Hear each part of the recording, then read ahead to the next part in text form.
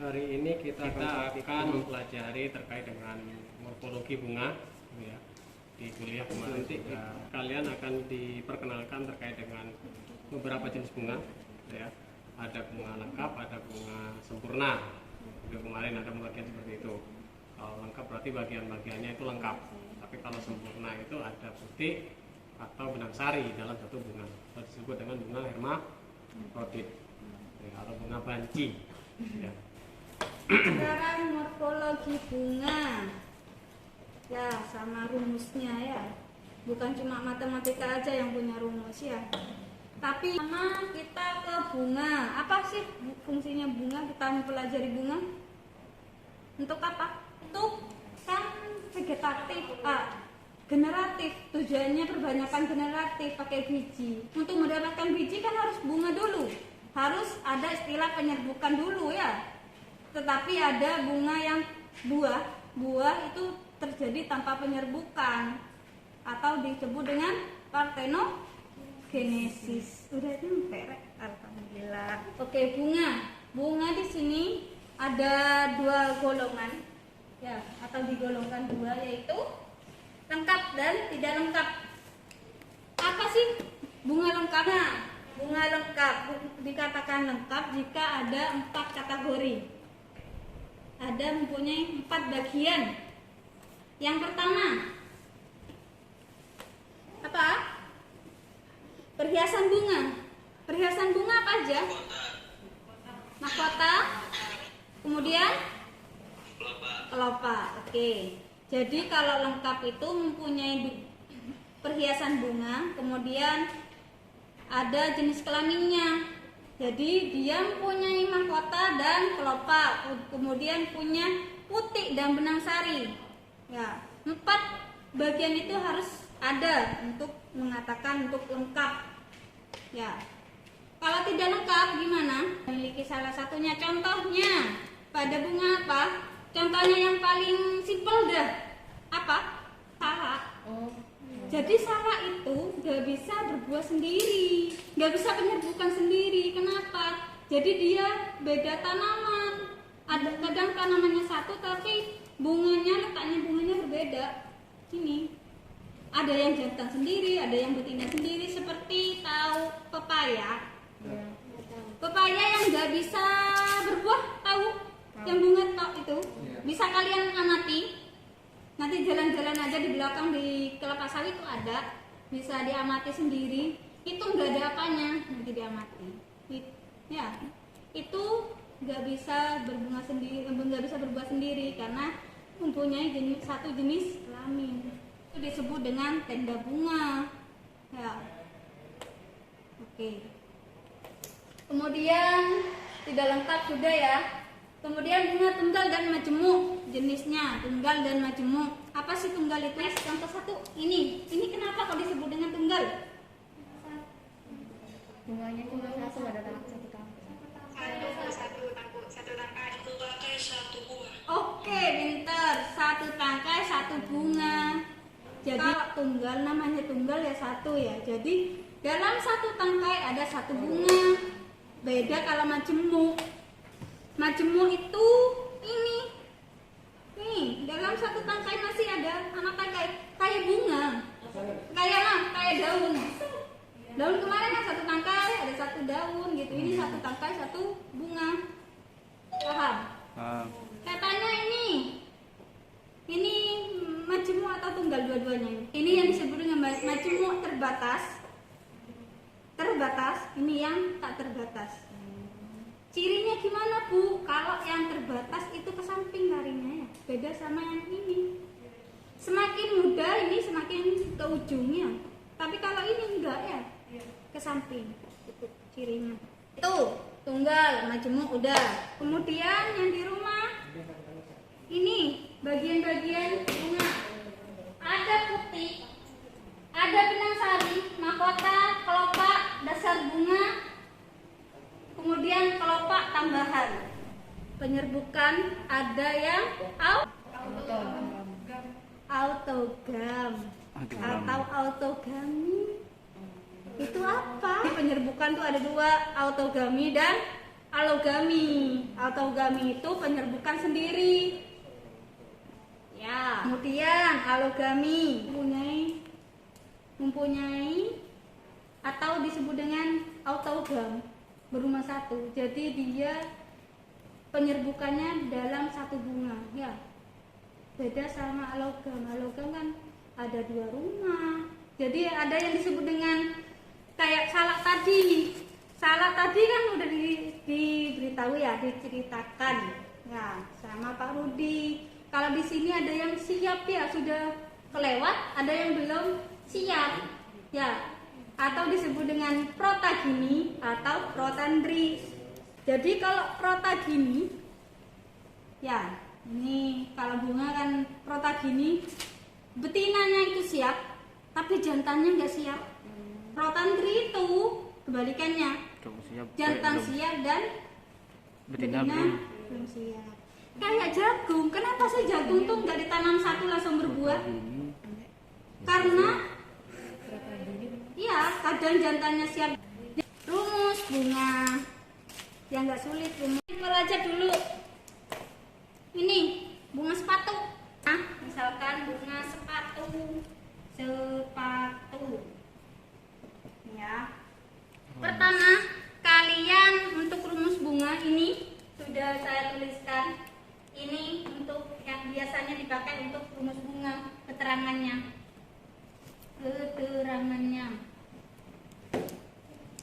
Langkah pertama kalian lihat jenis kelaminnya.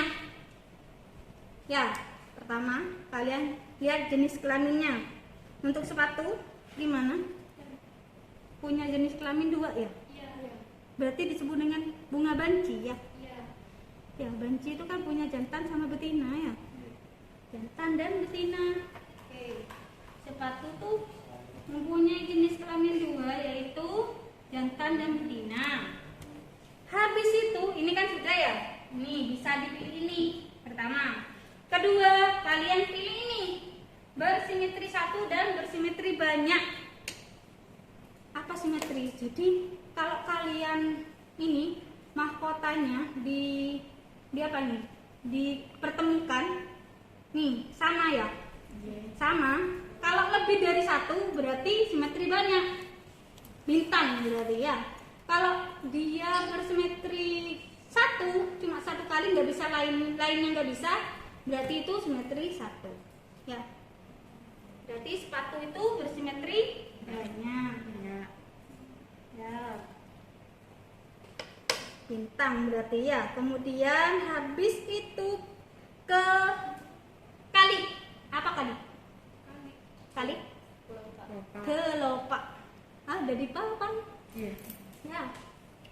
Kelopak. K besar ya. Simbolnya K besar. Kalian lihat. Untuk kelopaknya, ini ya. Kelopaknya warna hijau. Nih, coba dilihat. Ini kelopak tambahan, ini kelopaknya. Jadi yang ditulis hanya kelopaknya saja, bukan kelopak tambahan. Ini ada berapa? Saya pengen di sini pegang semua. Apa? Dihitung. Kelopaknya ada berapa? 5. 5 kah? Iya, 5. Jangan mudah kalau tanya bukan langsung gitu ya. Harus percaya diri ya, harus belajar ya. Bener Mbak, kamu 5. Bener, kelopaknya tuh ada 5. Cuma dia berlekatan ini. Bagian bunga saling berlekatan. Nih, satu bagian cuma ya, tapi dia berdekatan. Ini kan ada 5, 1, 2, 3, 4, 5. Ya, ini tapi jadi 1. Dia yang disebut dengan berdekatan. Beda sama mawar ini. Saya contohkan yang di sini aja ya. Mawar di sini nih, dilihat mawar. Berbeda. Ini terpisah ya, Iya, maka bukan tanpa kurungnya. Jadi kelopaknya 5 berdekatan. Maya, paham sampai sini ya di rumah? Kelopak udah. Kemudian korolanya. Korola apa? Korola mahkota. Mahkotanya. Mahkotanya berarti C di Mahkotanya ada berapa? 5. Tapi tidak berlekatan ya? Iya, Bu. 5. Oke. Tadi betina tak jantan ya, kemudian simetri. Habis itu kelopaknya. Ada berapa jumlahnya? Kasih koma, itu korolanya. Kemudian kasih koma lagi. Setelah korola udah ketahui. Kemudian kita ke benang sari.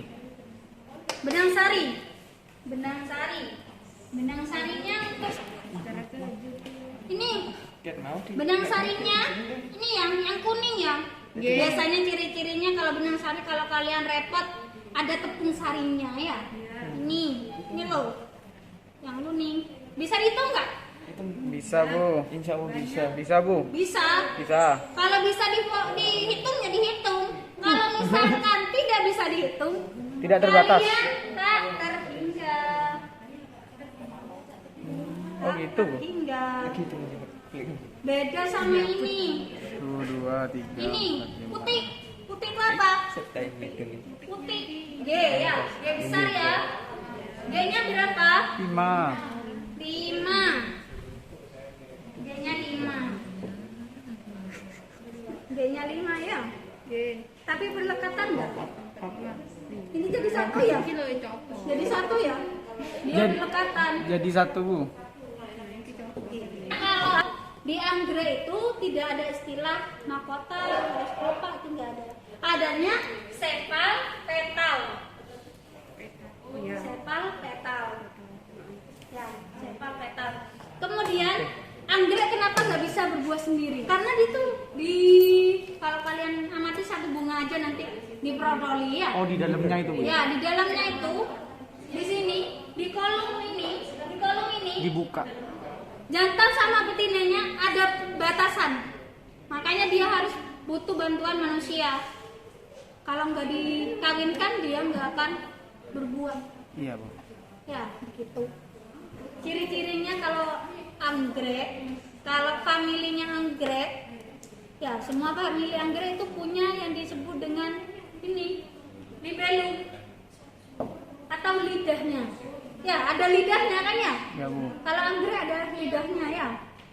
Semua famili yang satu famili sama anggrek biasanya ciri-cirinya ada labellumnya. Ya. Libellum.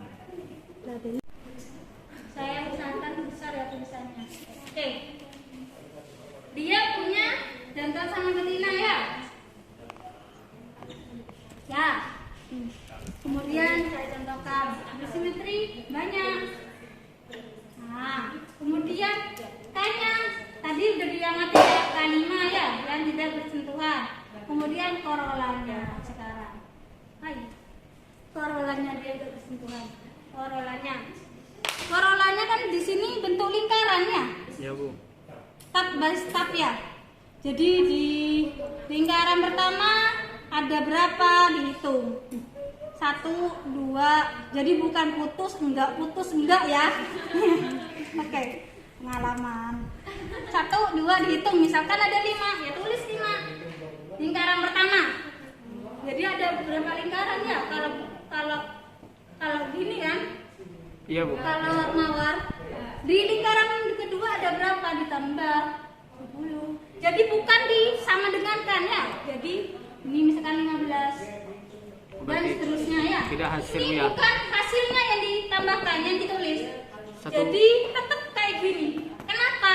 Biar kalian tahu berarti lingkaran pertama ada 5, lingkaran kedua ada 10. Gitu ya.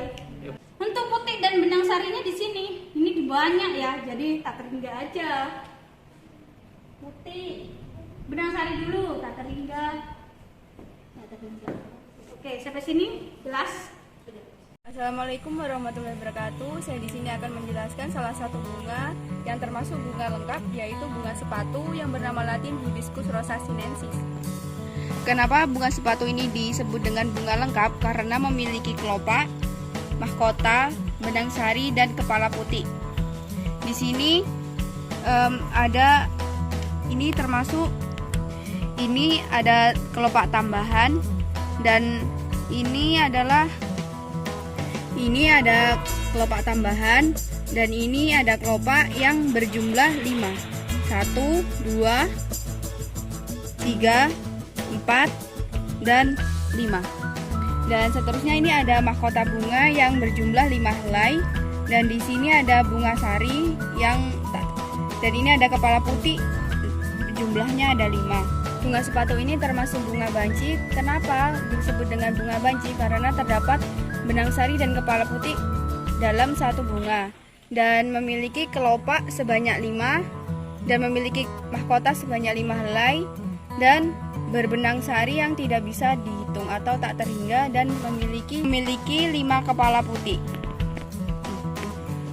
Sekian dari saya, apabila ada kesalahan mohon dimaafkan. Wassalamualaikum warahmatullahi wabarakatuh. Assalamualaikum warahmatullahi wabarakatuh. Di sini saya akan menjelaskan tentang bunga Kamboja dengan nama latin Plumeria rubra. Bunga Kamboja termasuk dengan bunga jantan karena hanya memiliki benang sari. Kemudian memiliki bersimetri banyak dan kelopaknya 5. Bunga Kamboja termasuk dengan bunga jantan karena hanya memiliki benang sari. Memiliki mahkota 5 dan kelopak 5, bersimetri banyak dan tidak memiliki putik. Demikian video yang dapat saya sampaikan, kurang lebihnya mohon maaf. Wassalamualaikum warahmatullahi wabarakatuh.